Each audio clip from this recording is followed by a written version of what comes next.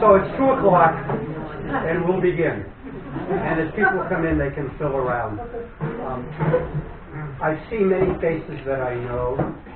I see many that I'm seeing for the first time. So for those of you who don't know me, I'm Leslie Bartlett. I'm not a Finn. But don't hold that against me. I'm part Greek and New England stock. And I think part of my affinity for my love of Cape Ann and love of Finnish history and culture comes to the fact that my Greek grandfather was a peasant in northern Greece as a shepherd. Came over to America in 1903 to raise money to bring his wife to the United States to raise a family. Anytime you go up and down Route 3, that's because my grandfather was on the crew that cleared the trees to make the road. Yeah. So he goes back to Greece, brings his wife over, and my mother, along with 9 other siblings, are born in Manchester, New Hampshire. After World War II, the village that he came from was renamed. It no longer existed in the way that he grew up in it. That's always weighed upon me as a heritage part that's been lost that cannot be reclaimed other than through stories of the family. From my father's side, I grew up in Epsom, New Hampshire, in a small farm, a working farm of 400 acres that had been worked continuously for almost 325 years. That 400 acres has shrunk to 250 acres in permanent conservation easement. And the remarkable thing is there were never any title claims all the way on, a single title. But the important thing for me and my love of Cape Ann is that I grew up and we had 1 cow. And yet my father and his brothers did everything that was done as if they had a herd of 30 cows. All right? And I mean, cutting the hay, salting the hay, bringing it into the barn, all of it. And as a young kid, even at the age of 6, 7, 8, or 9, I knew that farm was dying. We had elm trees, and the elm trees died. So coming to Cape Ann has been a way of some 40 or 50 years of my reclaiming my own heritage by being very interested in what's taken place here. And for me, everything that's taken place here relates to the granite on the ground and what we've done to it and what it has permitted us to do to it. It was some 7 years ago that I began the research for today's topic. Why did the Finns bother to learn English? And it's taken me these 7 years to put the pieces together. Because I want this, what I really want when you leave today, I want you to be bothered. I want you to be thinking. I want you to be on your edge of your seats for some topics that maybe you have heard bits and pieces from me, but now you're going to get a bigger picture. So as I advertised, I'm going to spend a fair amount of time explaining to you why the Finns bothered to learn English. I'm going to, along the way, explain how the Cape Ann Granite Company stole Blood Ledge Quarry from the family, right from underneath. A little bit of history. Is Andy here? Oh, Andy Roby. Shame on you. This whole talk started because when the new crew came in to rebuild the West Wall, I said, I know a lot of stuff about the early history. So originally, this whole talk was going to be on the West Wall of the Breakwater. That will be another talk. Believe me. But you'll get a little bit of that because that even feeds into the Finn story. You're going to get an amazing piece about Plum Cove Beach and why the Rockport Granite Company saved it all for us in a very reverse kind of way. You're going to get me holding on my walking stick, which is not because I need it as yet, it's because it walks with me everywhere that I go and everywhere that I talk. So we begin, and I'm going to try to, it also allows me to point without standing in front of the screen. It's really good, because I like to do that. So I'd start off from the top where sometimes you need to clear away a lot of debris to make room for history. And this is a early 1880s, 1890s photograph of the West Wall with the very typical problems that it had and someone with a shovel clearing the granite away in order to make a workspace, put the granite back on the edge, back on the wall. And I kind of think that's a lot of what happens, at least with my interest in history, needing to clear stuff away to get to the topic. That being said, I should first say thank you to everyone for coming here today. This is an amazing turnout. I need to say thank you to the Lanesville Community Center and the board. I spent a lot of time here in Art in Lanesville. I think I was here last to give a talk several generations ago. So it's such a warm feeling to come back. One great way that we all can help support is there's a donation jar on your way out. If you'd like to leave a donation, that would be greatly appreciated. So again, thank you. So I got here because of a big mistake between Rockport and Lanesville. I mean, let's lay it on the line. There are differences, right? And someone in Rockport stuff posted this picture saying, does anybody know what this picture is? And immediately people said, oh, it's the Cape Ann Tool Company. You can tell because there are men in a big building and they've got tools and they're making stuff. Don't know if they're making granite, don't know if they're making metal, but they're making stuff. I mean, 40 people. Okay? And I went in on at least 35 of them and said, no, this is the Bayview finishing shed over in Bayview, Lanesville. And some scratched their heads, and some said, no, it's the Cape Ann Tool Company. And then I realized what the peril is that we live in social media. No one looked at what was above being said or below what was being said. They were just looking at what I said back to them. So this is something very different. This is a story of people coming together. So I said, no, look, here's what the Cape Ann Tool Company complex looks like. Very different kind of layout. Okay? And here is what this building looks like from the outside. See the high windows, see the high door. This is in Bayview. Still, many people say, no, I think it's Cape Ann Tool Company. So, okay, look at the windows, and then you get a crew.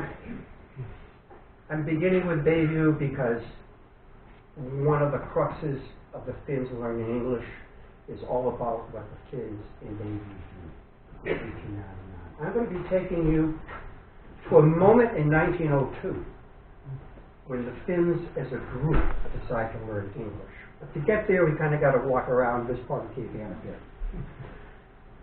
1895 photo, baby. Absolutely. Finns are very bright. Night school for them is quite successful. Gloucester School Board have a new and interesting experiment. Gray-haired men from far across the sea among the students. The thing about Gloucester and Lanesville, it's easy to characterize it. Through the 19th century, it was like this. Headbutting, stay away. I found a great poem that was in the Cape Ann Advertiser, 1890. It basically says, Gloucester, keep your boys away on Friday night from Lanesville girls. Girls, all of those boys are blackening up their shoes and putting their working pants away, and they're coming in to spread their fancy. If you let them in, there'll be trouble in a few months. So here's the thing. That great strike back and forth between Gloucester and Lanesville, when we get to the moment of the Finns being bothered to learn English, they're in agreement. The Gloucester School Board have a new and interesting experiment. So, I've not been able to get a better image than this newspaper article, which is an old vlog of an article from around 1902, 1903. And it basically says, Finn Hall, where school sessions are being held, group of Finn children, Finn reading class in session. Well, this got me to thinking, what is this all about? How come they came to this school? How many Finns knew English when they came to here? What was it all about? And so I found a great Finnish saying. Maybe some of you know this. This is all from Tide Rock, by the way. This is for when you're sick or when you really want to do something. Just set your mind to it. Find a birch tree with a brown heart.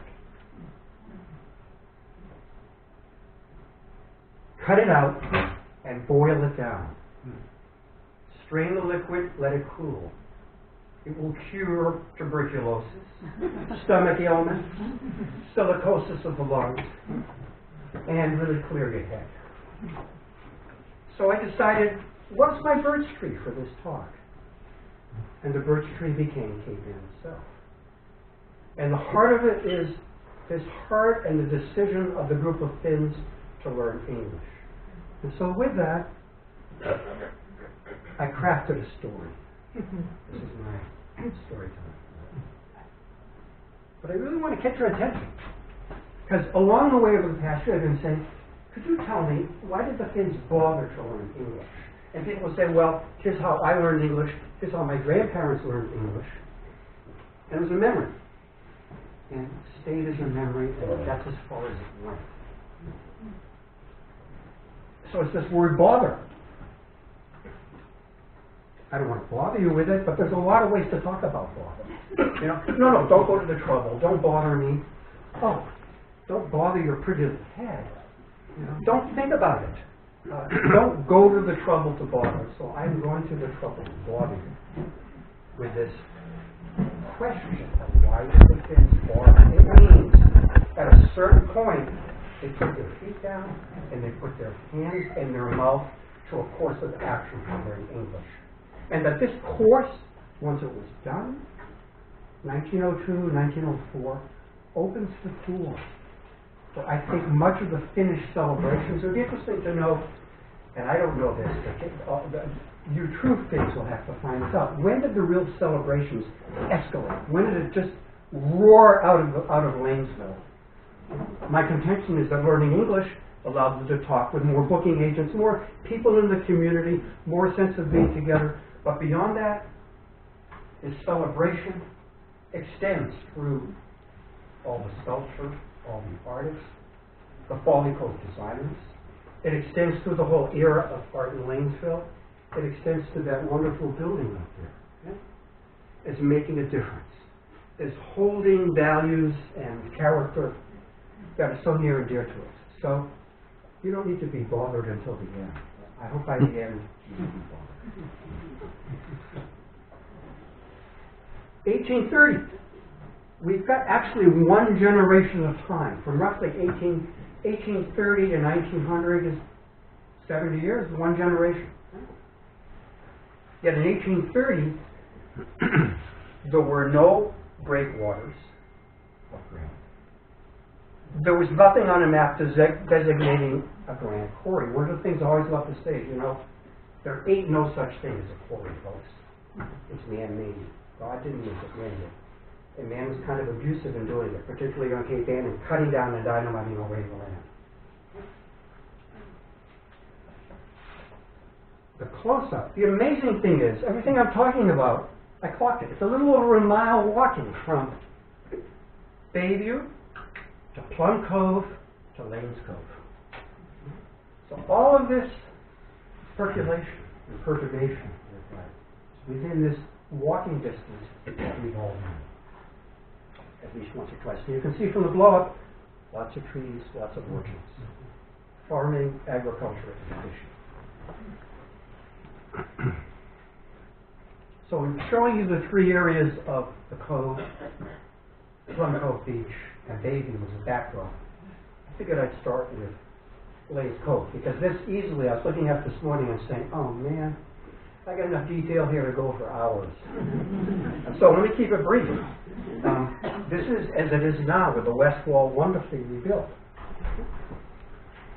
It's not the way it was to begin with. The whole story is it's a great petition to put out there that maybe rename the breakwater the Dooley Breakwater because of what Michael Dooley did. You know, with Dooley Street. The very quick history here is that Michael Dooley lived on Dooley Street. He was related to everybody. Okay? And he was the driving force to first build the North Wall. Because before there was any breakwater at all, it was an open cove exposed to the nor'easters. And that made fishing cycles short and repairs expensive. The Lanes Cove Pier Company, it's founded in 1828, and they say, yeah, we're going to build a breakwater. And it takes them 14 years, around 28 to 44, to finally get off their blocks and do it. Now, Dooley at that time took most of the granite for that wall, the original one, off Morgan's pit, which is off to the right. Was it the small pit with the window, Martin? You know? Okay, yeah. So he was able to take his tools and cut the granite out right there. At least 3 times between 1844 and 1851, the storms would knock it down. And they had agreed to say, yes, we're going to build the west wall at the same time when we get around to it. And that's the whole other part of the story, how much money was anticipated when the funds didn't come through, and what they thought it was going to be. This is a fairly rare photograph that I came across, showing with no pun, the rampant problems with the west wall. Right? The original purpose of the breakwater was to make money from the import of goods to support the good citizens of Lanesville and Cape Ann. They were looking at how much money could they charge for a walking stick, how much money could they charge for a stair, for a broom, for a coat, for a pair of shoes.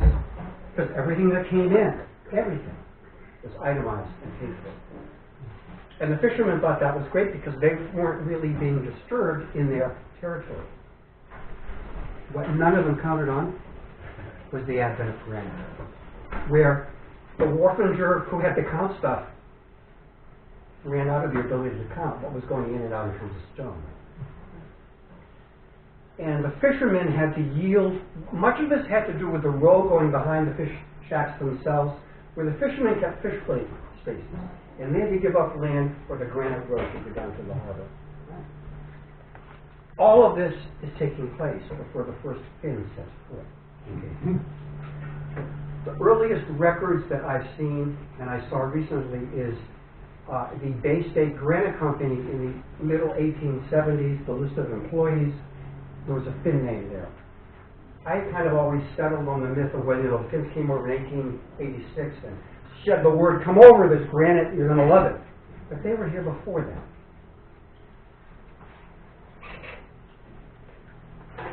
(1864). So granite is well underway. It's a ma and pa operation. You know, I'm cutting, I'm chiseling, I'm putting stuff out for sale, I'm getting it to the ship. Oh, I've hit water. I'm going to ladle it out, I'm going to bucket it out, and this gets old really fast. And I stop. If they clear $100 a year, they're successful. It's a local industry by people living here. 1864 is the date of an incredible cataclysmic event for Cape Ann. You know, when we talk about how tough it was for grandfathers and grandparents to work in the quarries, we don't normally think of these guys. This is the Rogers family. You can see their breeding. They were Boston elite. They were a third of the founders of the Rockport Granite Company. And the reason I'm isolating it out is for a very simple fact. I firmly believe in the values of farmers and fishermen and the tradition. Knowing a little bit of having been a farmer, that's important. These guys come in. These gentlemen come in. These guys come in. In 1864, the Civil War is still going. Right? They invest on August 4th $200,000 cash in the Rockport Granite Company. And they've done their research. They know the sloops from Maine. They know the captains. They've got the whole inventory. They've got it. So I always thought, well, that's amazing. And these people stayed in Boston. They had all their board of directors meetings in Boston. They never came to Cape Ann. They had 2 people on Cape Ann. They had the treasurer and the foreman. And at every meeting in the month, they would go back into Boston and report what was going on. And they would say, okay, this is all very good. And then I dug a little bit deeper, and I found that of the 2 of the 3 highest investors who had invested $60,000 each cash into the Rockport Granite Company, a week later invest $30,000 each in the Eagle Sugar Refinery Company of Boston. Now you might say, so what? And I said, oh, okay. A very important fact to add that this board, they didn't come to look at a quarry for 12 years. They just let the treasurer and the foreman do what they were doing. And I said, oh yes, they're treating granite like it is a sugar refining process. They're treating granite as if Cape Ann is like a country in the Caribbean. like St. Martin, like Jamaica, and in the sugar refinery model, you aren't people. I don't know your name. I've got a plantation owner, I've got a foreman, and they get the sugar cane back to Boston, and I make money on sugar. This is very important because this is the culture that the Finns come into, where they're not people, where they do not know handshakers. They don't know the benefit of a handshake, because there are no contracts. It's a third party. Frank, the Finn, agrees to work for me for $1.25 a day, and if he makes it till December, he'll make an extra quarter. That's the culture that then umbrellas itself over Cape Ann, and which, that's 1864 and 1870, 1869, Ben Butler goes to Jonas French and says, Jonas, I know you're making wine in Boston, but I got a real proposition. See, I've got this inside information. Butler's a senator by this time, right? I got this information that the government is really going to invest in using granite for building post offices. And we can make a granite company. We can put it together down in Bayview. There are these quarries around, and we can get the contract for the post office, which is what happens. Just as the Rockport Granite Company board of directors and investors stayed in Boston, Ben Butler was very shrewd. And you know, I'm aware that there's this dichotomy, the family loves him, people adore him. There's the other side that's kind of dark, but they don't love him. He was shrewd, and his name never appeared on a contract. It was all about Jonas French. So, in 1870, they are incorporated. They're doing the post office in Boston, and their bookkeeper, Joseph Blood, dies. At which point, Ben Butler goes to Jonas French and says, Jonas, go up to the grieving widow. Give her this much for the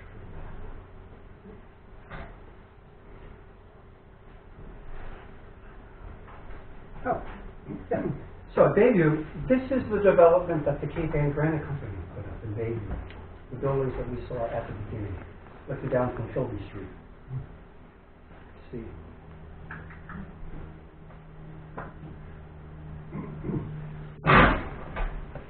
And a slightly more panoramic view of how enveloping it was. So it was very natural being a grieving widow when Jonas French, the president of the company, shows up. That Elizabeth Boyd says, okay, in consideration of $50 paid in hand by the Cape Ann Granite Company, the undersigned agreed to sell all that lot of land known as the Blood Quarry for the sum of $2,500. And that is the origin of Blood Ledge Quarry. Joseph Blood, in the accounts that I've read, it was a very big mountainous ledge with a little bit of work, and just didn't have the ability to work it.